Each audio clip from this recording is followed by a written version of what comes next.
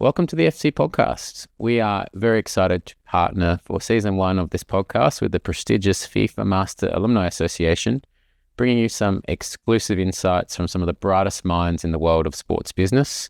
As you know, I'm James Kitching, Managing Director of the FC and a 12th edition alumni of the FIFA Master.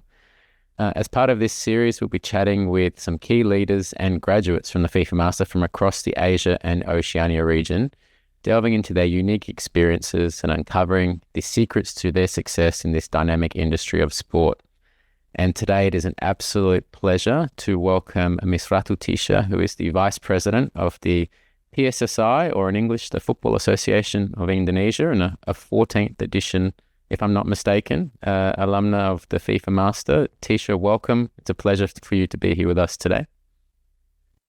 Thank you, James. It's a pleasure to be here. Thank you for having me, making the time. That's great. And look, Yes, before you're we correct. It's the 14th edition. Perfect. And look, before we get underway, I have to ask everybody this question. I'm sorry, but I've already done it in the introduction, but just tell us your name, your nationality, your FIFA Master Edition, but also most importantly, and I'm not sure you can answer this question in your current capacity, but your favorite sports team. It doesn't need to be a football team, but your favorite team. Okay, thank you, James. So my name is Ratu Tisha Destria. You can just call me Tisha. Unique way in Indonesia, we don't have family names, so all names is just name and full name and nickname. So my mom and my dad is names different with me, and almost everywhere in Indonesia is also like that. Just small fun facts on Indonesia. So I'm from the 14th edition from the FIFA Master, and currently I'm on service to serve the member of Football Association in Indonesia as the Vice President. So before I jump into these positions, I've always been in football, starting as an entrepreneur in a football statistics company. Then from there, I manage competitions and also the league. I've been the General Secretary of the Indonesian Football Associations before, and then I'm coming back just last year as the Vice President. And if you're asking me sports team, it's difficult not to say that it's football because I'm in football. Yeah, so but you're right. In the current capacity, I cannot say who is it. But if it's not Indonesian, I think I can answer. So Sure. it's always been Inter Milan and Arsenal. Oh, wow. I didn't know that about you. Well, there you go. Inter Milan and Arsenal. So then actually two arch enemies of my favorite teams. So my father is my father is Tottenham and I'm Milan. So we are actually enemies now. So we have to cancel the podcast straight away. No, that's great. Oh, excellent. I mean, and your CV is amazing. Especially, the different areas of Indonesian football that you've worked in and now your current role.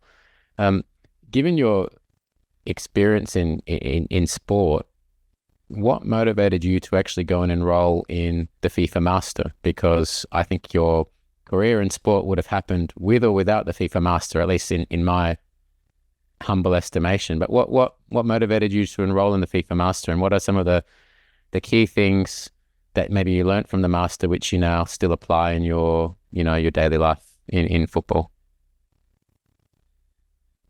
So I think, James, first of all, my career would have not turned out this way if I'm not joining FIFA Master. That's for sure. Because it's not only given me the opportunity to connect with many networks in the country, but in all of the world, but also opening my mind in terms of many diversities of how people approach sports and how people approach football in terms of career, industries, and everything. So what motivates me the most when before I joined the FIFA Master is how football, especially for me, it's football, how people see football is like a very common knowledge. So when I say like that, before I joined FIFA Master, whenever I talk to people, people who love football, they often watch the games, they often sometimes work in an event or work in voluntary, they always assume that football that they know it already.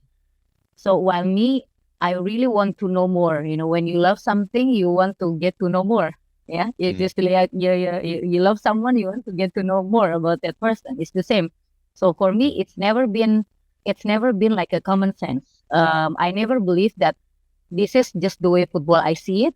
This is the only things about football that we know. Well, here in Indonesia, sometimes I can say mostly in Southeast Asia, sometimes that the football, sorry, so the football that people are approaching in here, for them, they tend to not get into a serious mode. They tend, because it's such a common knowledge, it's such a everywhere. So people just doing it as a hobby, and then they think they know.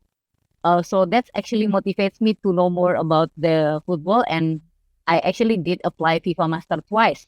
First time was failed, so I got in the second time because I really want to get to know more about football. I think that's first thing that drives me. Yeah. Amazing. And so what did you learn on the FIFA Master then that still, 14th edition, and I don't mean to talk about how long ago that was, but 10 years ago. So, are there still lessons from that year or that you studied that you still apply today? Are there key learnings? What can you share?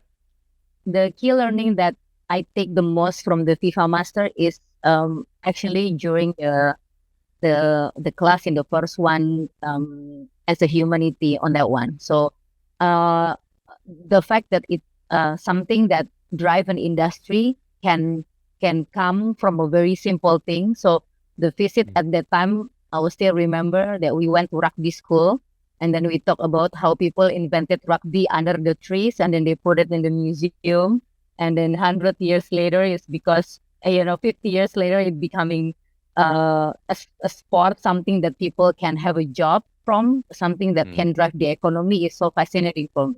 So whenever I face something that really simple here in Indonesia, because we had so many different kind of unique culture that people sometimes came up with a creativity, but they close their mind. They just tend to say that it can never go big. Our idea can only be applied in this way.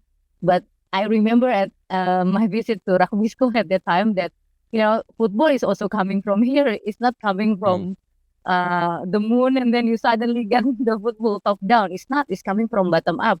So whenever you have a unique idea and creativity that coming from my team, especially in a province level, I always motivate them in that story. So you have to know that you're working in a sport and an industry that is starting from an under the tree discussion. It's Exactly. not. So you can never look down on yourself.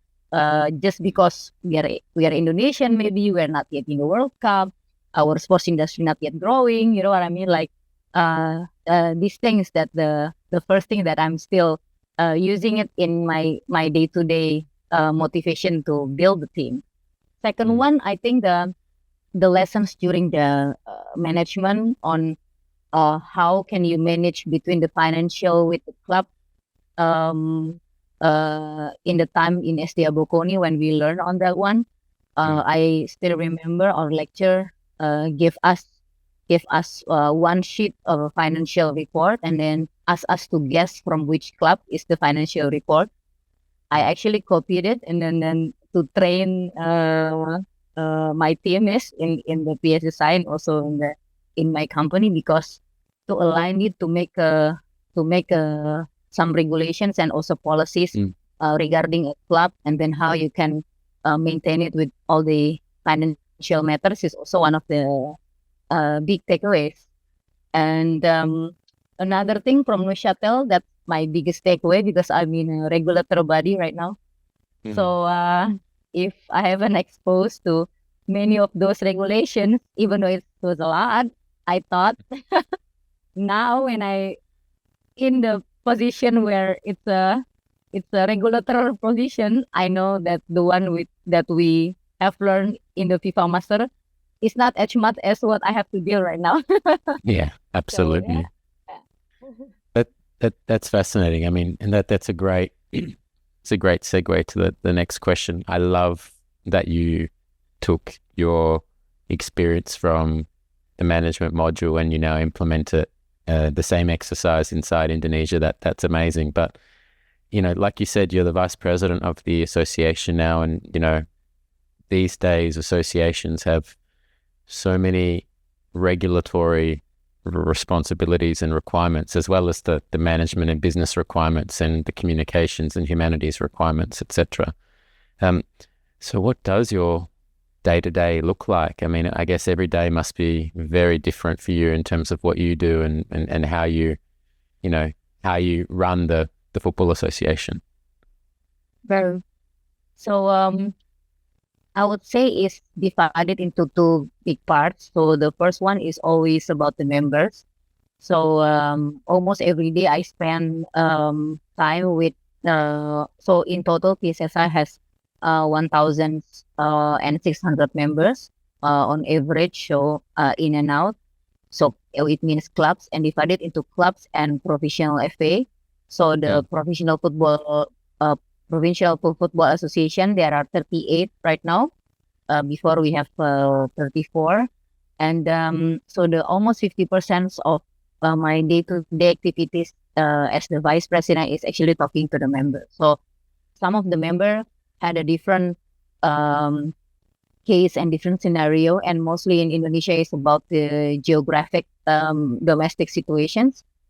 Some province is an island province. We cannot push them to have a home away competition as simple as that. They need to come up with a different rule. Is it going to work with the sports or not? Is it going to make it or not? Some of the province is also in terms of economical capacity is also not as good as the other province. So sometimes we develop the strategy to have a cross subsidy between the province for the football development. So almost 50% of my time is I collect the information from the province, or maybe I check the implementations of the regulation that we already established at the province.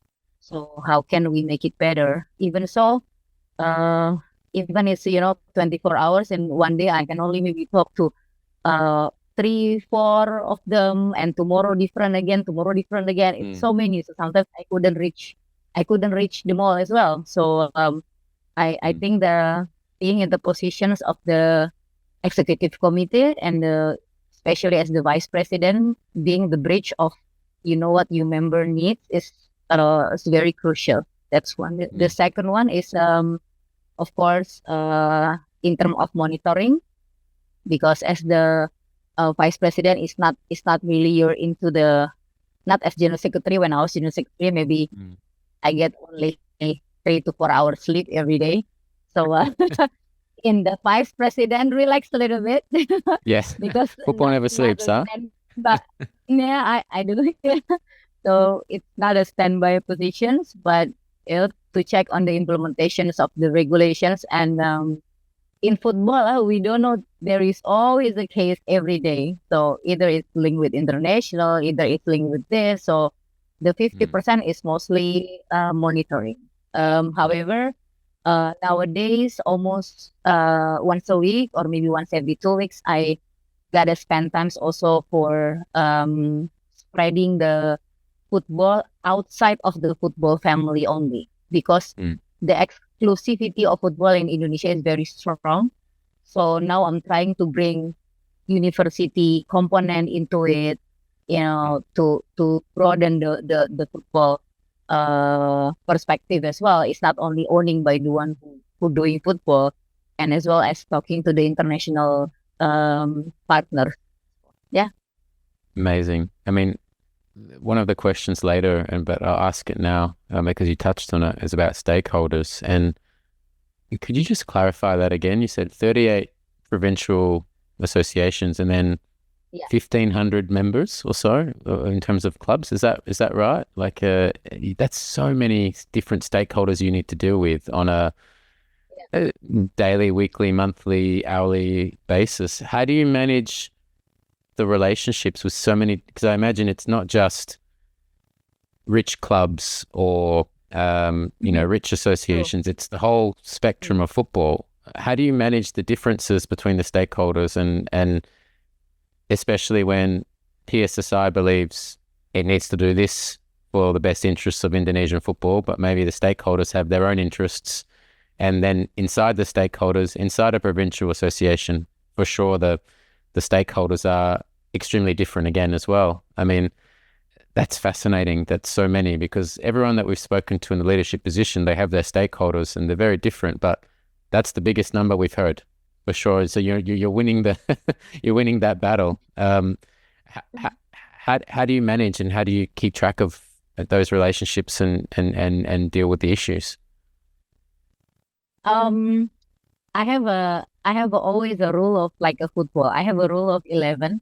So I always keep my 11. I always search, not keep. I always search for my most, I would say, reliable. It's not yet about how smart they are, or maybe how well connected they are, or how good they are in doing their job, but how just reliable they are and have a biggest motivation to actually drive football. Because in terms of the provincial level, most are amateur. Even though in the league side, our League 1 and League 2 is already professional, and our league is currently also running in a very good number in terms of commercial value. So we are really competing with Thailand right now in terms of revenue that is generated and everything. However, to manage those biggest stakeholder is I always search for my 10 best person that have a strong motivation into it, and I created 3 different group from them, and then make it go from there. So, for example, for the West Indonesia, I have my in the West Indonesia, we need to manage over 56 stakeholder, including the club, including the provincial associations, and including as well the other. For example, like we have a government and NLC, things like that, right?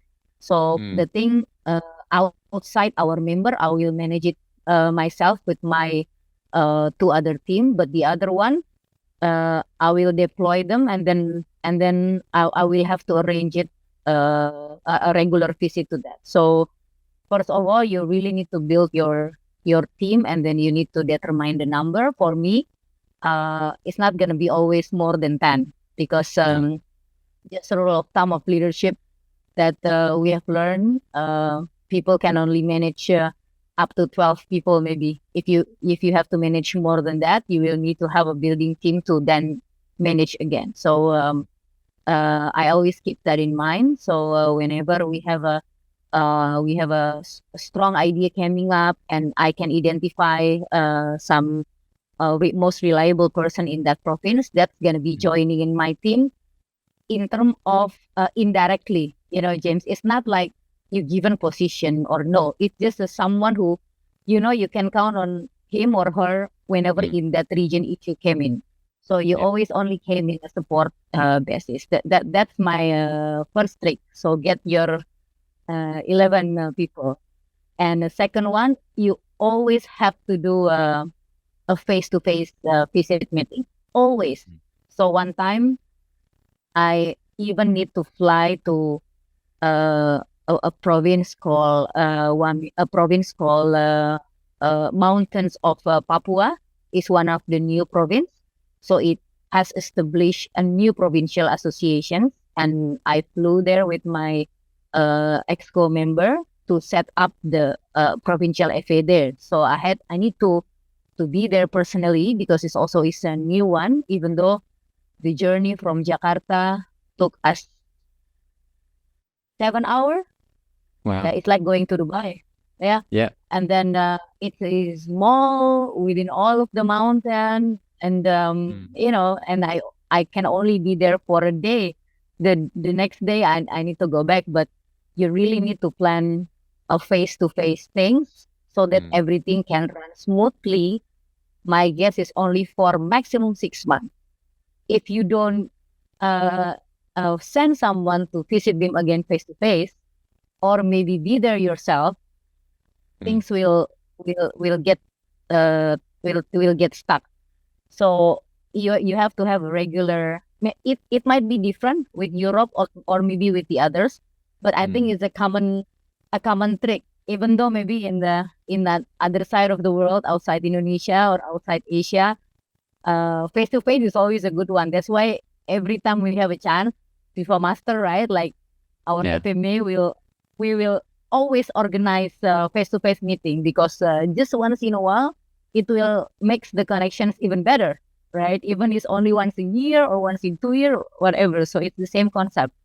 So I know the limit that my team wouldn't move as as good as they have been is only 6 months. So when you don't touch them for 6 months, then you're not get things done in the implementation. I think those two are the trick. That's awesome. Thank you so much for sharing that. I mean, I guess as well, in your experience, because for those who know Indonesia, and maybe those who don't know Indonesia, I mean, Indonesia is a country of hundreds of islands, right? So it's not like you can just 17,000, so thousands. So it's not like you can just jump on a train or drive to every province, right? Or every island. That's fascinating. Well, thank you for that. That's actually a great segue into the next part as well, in terms about leadership, because you spoke about that, and that is a key part of leadership. Now, you ran your own business, you were running the league, you had the general secretary position at the federation. So for those outside of football, general secretary means CEO. So you're the CEO of the federation, and now you're in the vice president position, so the second highest position on the executive committee. What's your leadership style like? How are you as a leader? Are you a diplomat? Are you strong? Are you like my parents, super strict? What's your leadership style? In your team, and how you develop and move forward for success. Well, when I read this one, this is an interesting question because I need to say what the other people have said to me, because if someone seeing my podcast, that's not the Tisha I know. He's not have that leadership style. So so what my team is usually say to me, the first word is persistent. So I think I'm quite strong on my focus on the goal. So it can be seen as well as one of the real experience that I can share with you is during 2019 when Indonesia PSSI is in the middle of bidding the FIFA World Cup under 20. At the time, I was general secretary. At the time, my executive committees was actually having a problem with the step down of our president, and then the first vice presidents also had a trouble with.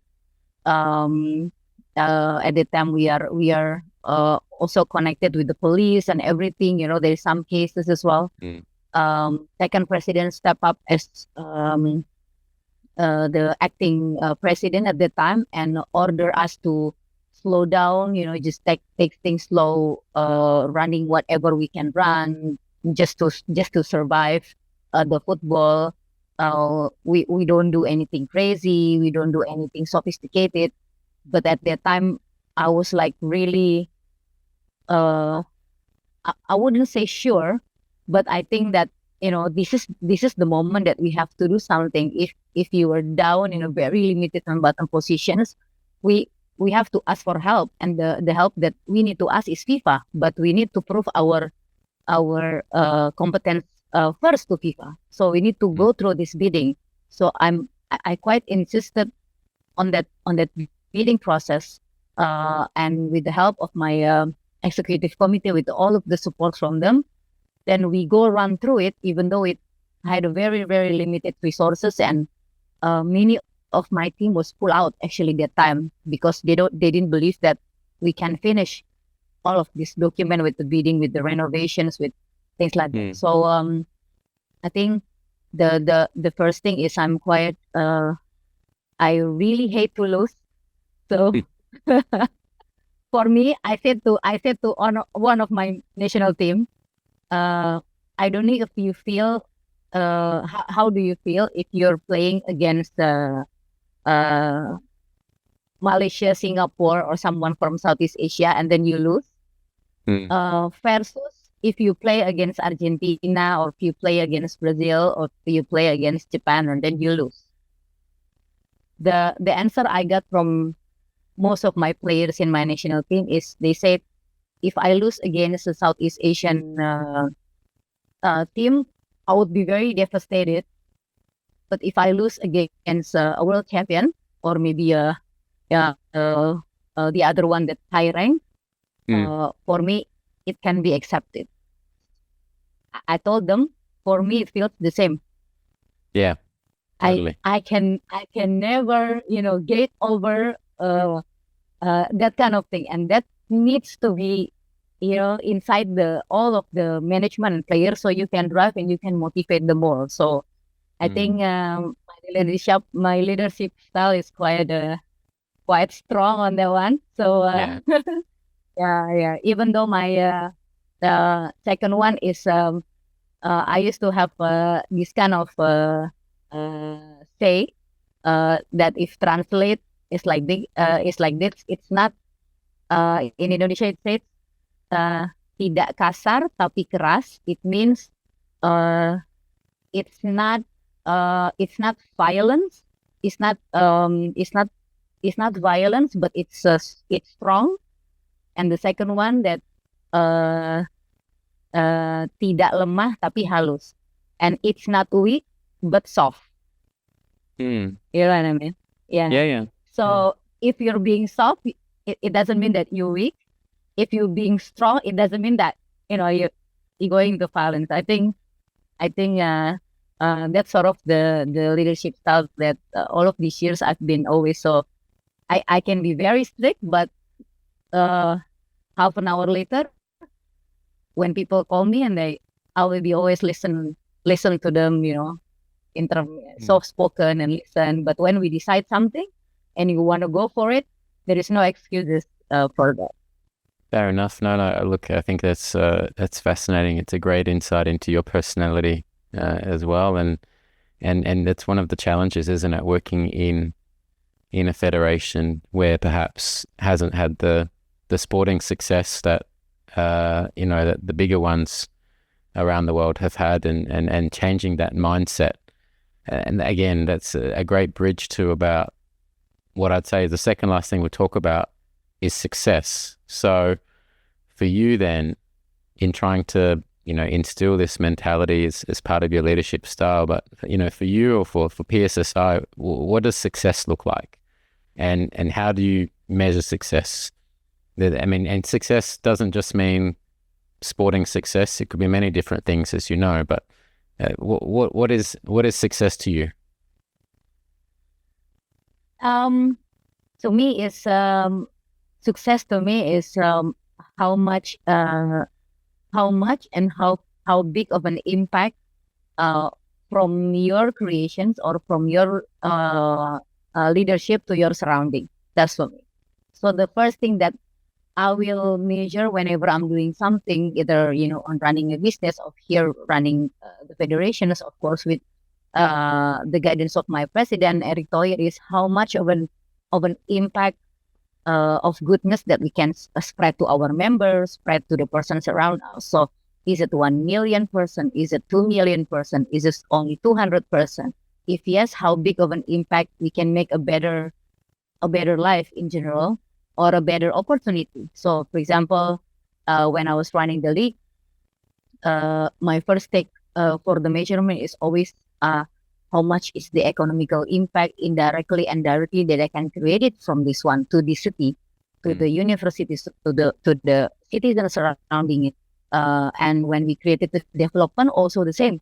So it's not about how many very good talented football person that you created, but when you starting it, how many that maybe the people who's not gonna be a footballer one day, but they've gone through that experience and come back to the society as a sporting person, as a sports have a good sportsmanship, so they can go through their life better. Yeah, maybe not best, but at least we can help them on doing that. So I always measure about how big or how much that I would say the creations or the work that I'm doing right now and we're doing as a team can impact for all of our surroundings. So I think understanding that will bring us even higher in terms of success. So whenever in the business or maybe sometimes in the federations, maybe we cannot achieve that target that we set up. But if you look back or you look on another side of how much that work has impact another person, and a number of person outside from you, you already can call it a success, and it can drive you forward again, even though it's still a failure in terms of a management point of view that you have to target this one, you have to target this one. But if you look at from that angle, sometimes it also works for me to motivate me to get back again, to get up again. Yeah, perfect. I love the indirect success. That's great. No, that's really fascinating. Look, Tisha, thank you. Final topic, very quickly, because we don't have much time left, but being involved in sport for so long and you've seen so many different trends come across in the industry over the last, decade plus, what are we looking at in the future? What are the big trends that you see now or you see potentially coming in the future in the sports or the football industry? I think as we have learned, like historically, that sports industry and football is being shaped really a lot by the existence of media. But by how much people and how can people enjoy to watch the match? How can people enjoy to watch the game? And then right now it's happening again with all of the technology that we know going on the media. It really changed how people will enjoy sports. Some people will not even watch the full match; they even go for a highlight. And now we have a mini game, and now we have it's not only you just go and then you enjoy it, but the combinations of how you can enjoy it is just like enjoying in a food industry. It's the same thing, but you enjoy it in a different way of cooking. This is also the same. So I think the future is there on how nowadays the fans experience has really shaped us a lot. I think it's going to be a big things that we have to ready for any innovations in the upcoming years in terms of sports industries. We don't only talk about AR, VR, or maybe always also the AI, but also the way people advertise it, the way people enjoy it as entertainment is right now it's a going through that trend. Of course, with the booming of esports as well, I think those are the trends that we have to sort of adaptations in terms of how we want to make an event more interesting, how we want to pursue in sports. So Tisha, thank you so much for attending and for giving us your insights and wisdom. It's such a pleasure to have heard from you and to learn a lot of things, both about your management style, Indonesian football, takeaways from the FIFA Master. So thank you very much. Wish you all the best and we'll see you soon. Thank you, James. Thank you all. See you soon. Bye-bye. Bye.